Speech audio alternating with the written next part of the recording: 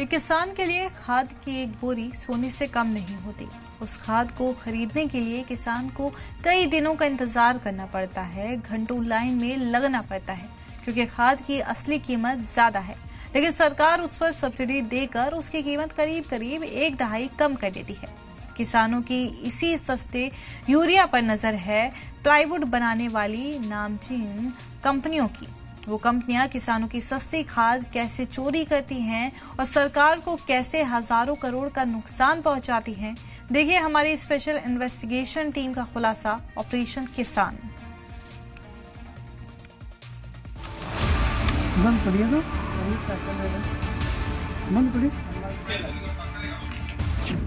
रात के सन्नाटे में सड़क पर खड़ा ये मिनी ट्रक, इस मिनी ट्रक में रखी ये पीली बोरियां मुल्क के किसानों के लिए बड़ी उम्मीद है।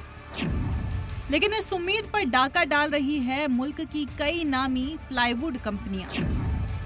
दरअसल इन बोरियों में है मुल्क के किसानों की उम्मीदें, किसानों की मेहनत की बुनियाद, जिसके चलते हमारे आपके घर तक अनाज पहुंचता है। इन बोरियों में बंद है यूरिया खाद,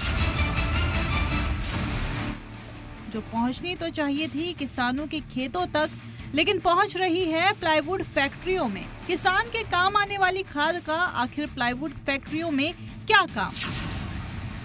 दरअसल एमडीएफ और बोर्ड बनाने में यूरिया का इस्तेमाल होता है और प्लाईवुड बनाने वाली कंपनियां यूरिया का धड़ल्ले से इस्तेमाल करती हैं और किसानों को मिलने वाले सस्ते यूरिया को चोरी कर प्लाईवुड कंपनियां अपना मुनाफा बढ़ा रही हैं। भारत सरकार हर साल करीब 2 लाख करोड़ रुपए की सब्सिडी देती है ताकि किसानों को कम कीमत पर खाद मिल सके। एक बोरी यूरिया की असली कीमत लगभग 3,800 रुपए होती है और सब्सिडी की वजह से किसान को मिलती है सिर्फ 267 रुपए में। सब्सिडी वाले यूरिया की कीमत करीब 6 रुपए पर किलोग्राम है, जबकि इंडस्ट्री में इस्तेमाल होने वाली टेक्निकल ग्रेड यानी कि कमर्शियल यूरिया 80 रुपए प्रति किलोग्राम तक जाती है। और इसी भारी फर्क के सबब चोरों की नजर किसानों वाले यूरिया पर होती है। कमर्शियल यूरिया हमेशा सफेद पैकेट में बेचा जाता है, जबकि किसानों का यूरिया पीले पैकेट में बेचा जाता है।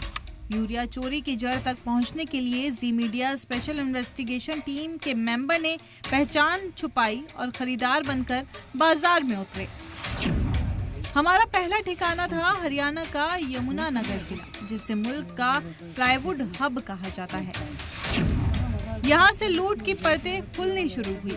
ग्लू बनाने वाली एक फैक्ट्री में बातचीत के दौरान एक लाइन ने सब कुछ साफ कर दिया।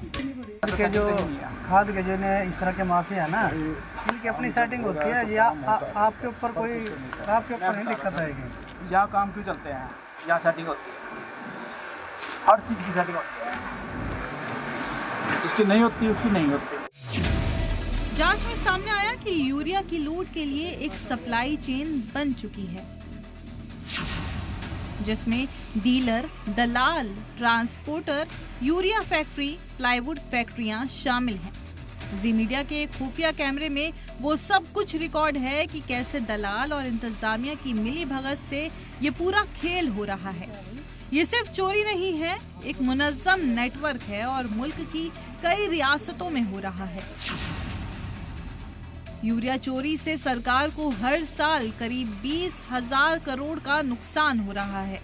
किसानों को मिलने वाली सब्सिडी प्लाईवुड कंपनियां चुरा रही हैं। सरकार को मिलने वाली जीएसटी का नुकसान हो रहा है। वो टेंशन कई बार दिल्ली से टीम आ गई या चंडीगढ़ से आ गई, ऐसा होता है। कई बार जैसे कोई टीम आ गई तो पहले ही पीछे जब नजर आएंगे उनको वही जो सामान है उनका वो यही लोग दे देते हैं, आपको पता भी लगेगा। अभी तक आपने जो देखा और समझा वो तो सिर्फ एक झांकी है। जी मीडिया के खुफिया कैमरे में अभी और खुलासे दर्ज हैं। यूरिया चोरी के पूरे नेक्सस और उसमें शामिल कंपनियों को भी बेनकाब करेंगे। इंतजार कीजिए जी मीडिया के ऑपरेशन 20,000 करोड़ की अगली कड़ी का। परिवेश वात्स्यानंद, स्पेशल इन्वेस्टिगेटिव टीम, जी मीडिया।